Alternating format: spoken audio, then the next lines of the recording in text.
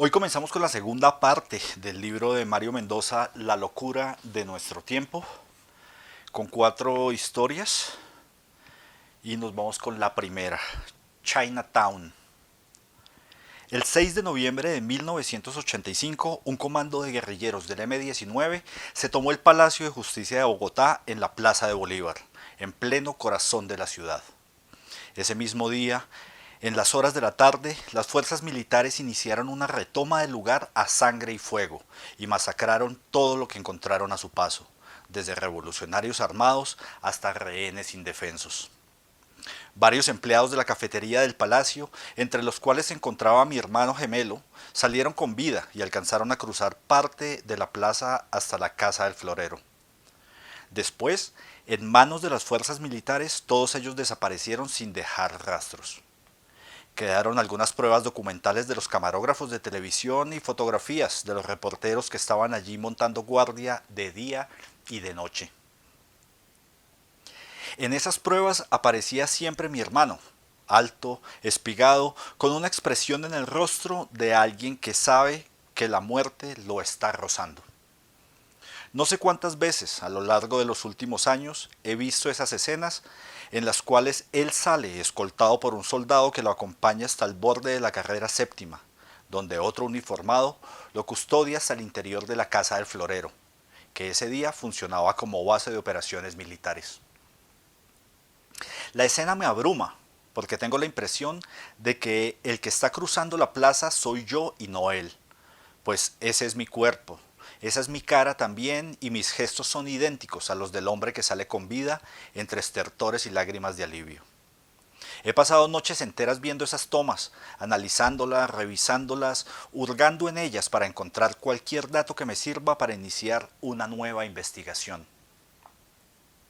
Recuerdo bien que en los días siguientes a la desaparición de Humberto empecé a ahogarme en las horas de la madrugada. Tenía pesadillas en las que veía laberintos subterráneos, celdas oscuras donde voces inocentes suplicaban clemencia. Escuchaba aullidos y gemidos de prisioneros torturados.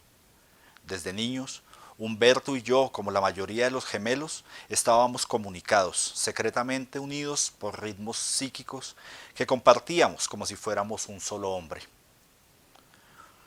Por eso las visiones me quitaron el aliento y me hundieron en una depresión que ni siquiera las pastillas recetadas por los psiquiatras lograron detener. Yo sabía que mi hermano estaba sufriendo, que estaba detenido, que le estaban haciendo daño, que lo iban a matar. Unos días más tarde sentí como si me hubieran desenchufado de un tomacorriente, como si la fuente de toda mi energía vital se hubiera apagado para siempre.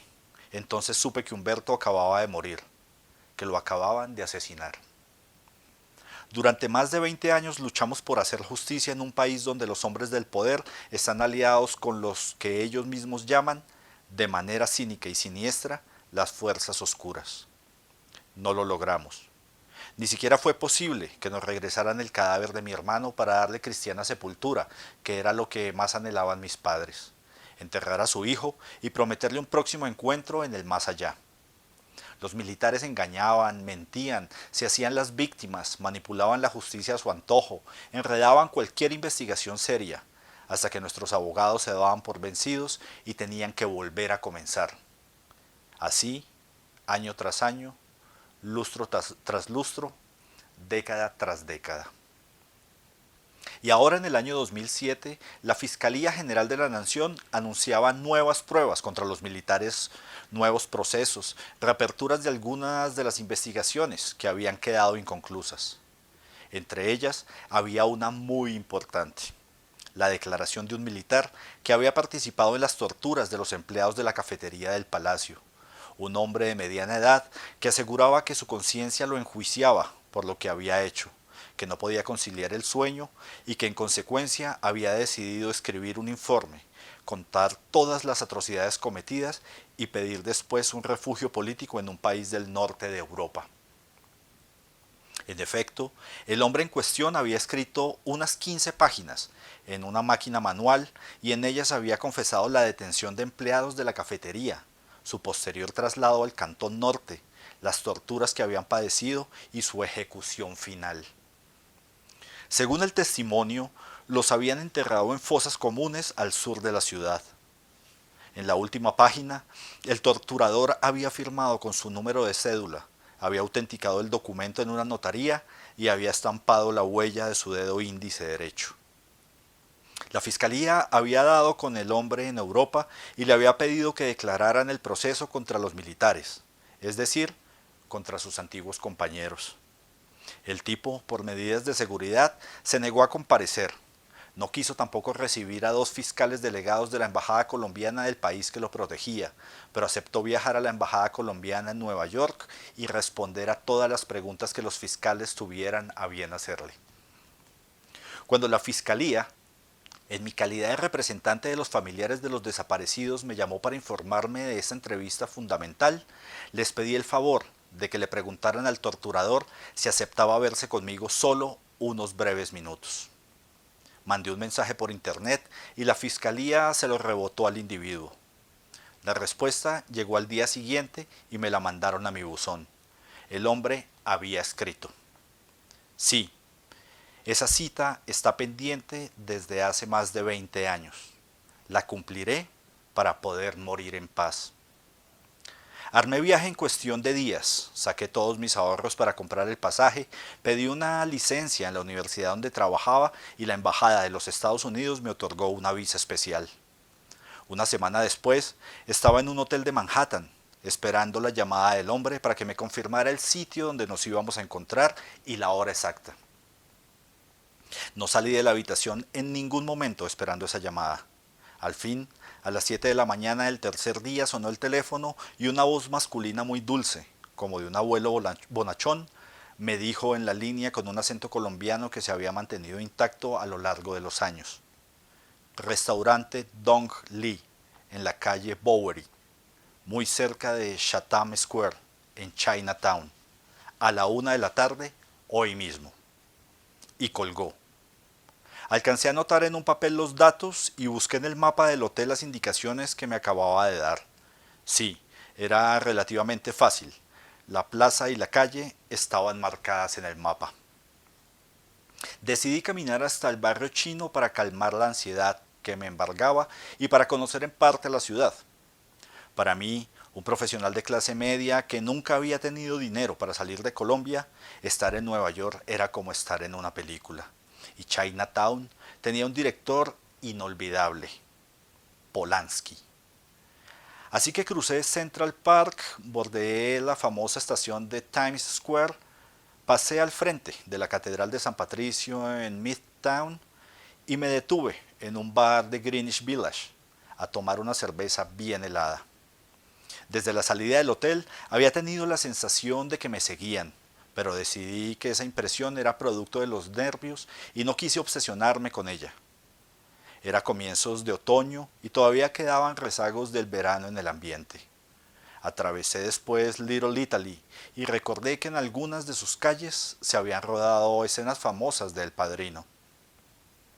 A las 12 en punto del mediodía divisé el arco de Kim Lau, que según el mapa que llevaba en la mano había sido erigido en memoria de los chinos americanos muertos en la Segunda Guerra Mundial. Estaba en todo el centro de Chatham Square. Busqué la calle Bowery y a los pocos pasos vi un restaurante modesto que anunciaba sobre un toldo verde su nombre tanto en letras chinas como en letras occidentales: Dong Li. Eran las 12:15 de la tarde. Me senté en una de las mesas que daban a la calle y pedí otra cerveza. Me dispuse a esperar. Mi cabeza era un torbellino confuso de imágenes, sensaciones e ideas que no sabía cómo elaborar. Ira, resentimiento, deseos de venganza, impotencia. Fueron 45 minutos que me parecieron como un siglo, como si toda una vida hubiera estado allí sentado esperando. Y cuando escuché la voz a mis espaldas, no supe qué hacer ni cómo comportarme. Gracias por la puntualidad, no tengo mucho tiempo. El hombre se sentó frente a mí, 60 años, 1,75 m, ojeroso, de piel amarillenta, de ademanes delicados que se correspondían con su voz. el cabello corto completamente blanco, bien afeitado y con una mirada triste que le daba a su aspecto general un aire cansado, como de alguien que había sabido llevar la derrota con decencia. Gracias a usted por aceptar la cita, dije sintiendo cómo el corazón me palpitaba en las sienes. Se podrá imaginar la importancia que tiene para mí. El hombre le pidió al mesero un té verde sin azúcar. Por primera vez lo miré de frente, a los ojos, e imaginé que este sujeto había sido el encargado de torturar a mi hermano, de golpearlo con sevicia, de seguramente pegarle un tiro de gracia en la nuca. ¿Qué le había hecho? ¿Le había arrancado las uñas? ¿Le había extraído los ojos? ¿Le había puesto la picana en los testículos? Ya todo eso no importaba, me dije. No había acudido a esa cita para pedir detalles ni para hacerme más daño del que ya me había hecho. Solo quería saber dos cosas. ¿Quiénes habían dado las órdenes? ¿Quiénes habían ordenado las torturas y las ejecuciones? ¿Y por qué un hombre había sido capaz de obedecerlas? ¿Por qué un hombre había sido capaz de convertirse en un animal, en una bestia sangrienta? A la primera pregunta contestó de inmediato. Me dio nombres de generales, de políticos, de mandos medios militares que creían que algunos de los empleados eran cómplices de los guerrilleros y que por lo tanto habían ordenado los interrogatorios. Ayer les conté todo a los fiscales y les di los nombres de los involucrados, aseguró con ese tono de voz de seminarista tímido e inseguro. Fueron 3 horas de grabación que servirán como prueba documental. Espero que con este testimonio puedan procesarlos y encarcelarlos.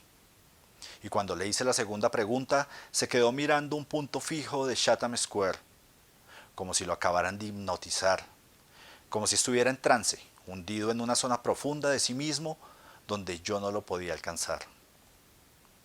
No sé si esté preparado para escuchar la verdad, pero de todos modos se lo voy a decir, más por mí que por usted. Tengo un cáncer terminal y no quiero morir con esto atragantado. Hizo una pausa, tomó la taza de té que el mesero le acababa de traer, respiró profundo y siguió mirando el arco Kim Lau. Cuando usted tiene una vida humana entre sus manos, siente el verdadero poder, el control auténtico de la creación. Usted es Dios. Ser millonario no es nada comparado con eso. Y algo ancestral y primitivo brota de repente, se activa dentro de todo su ser, y aplasta, masacra, elimina y suprime mientras un placer inmenso se va apoderando de su voluntad. Y poco a poco usted se va volviendo adicto a ese placer. Quiere repetir, quiere volver a escuchar los gritos, necesita del dolor de la sangre para calmarse. Dominar a otro es excitante, matarlo es un clímax. Cada noche, su sistema nervioso central le exige una dosis más de sufrimiento ajeno. Si no lo hace, empieza a padecer del síndrome de abstinencia. Suda, le da insomnio, pierde el apetito, vive irascible, le falta el aire. Entonces entra en uno de los calabozos, machaca a alguno de los prisioneros y todo su cuerpo se calma, como si le acabaran de inyectar un sedante. Esa es la verdad. Convertirse en Dios es un vicio. Ningún placer es comparable con ese. Las dudas de conciencia están antes del primer muerto, antes de probar. Con el segundo muerto ya hay una sonrisa y con el tercero hay un estremecimiento de la felicidad que le recorre a uno toda la espina dorsal. Matar es fascinante, créame. No se lo digo con arrogancia, ufanándome de lo que hice, no, se lo digo con auténtico horror. No ha pasado un solo día desde entonces que yo no haya reflexionado sobre lo que hice, que no haya leído sobre experiencias similares, y no sabe cuánto lamento el daño que causé. Sé que aunque quisiera, jamás podré repararlo. El hombre se levantó y sin despedirse y sin darme la mano, salió del restaurante y se adentró entre la multitud de turistas que se tomaban fotografías en la plaza. No pude moverme, estaba como atornillado a la silla. Lo dejé irse, lo dejé escapar sin hacer nada. Mucho tiempo después, ya en el avión de regreso a Bogotá, me pregunté por qué no había sido capaz de encararlo, de propinarle una paliza, de seguirlo hasta su hotel para matarlo. La razón parecía superflua, pero no lo era, porque había tenido el coraje de decir la verdad.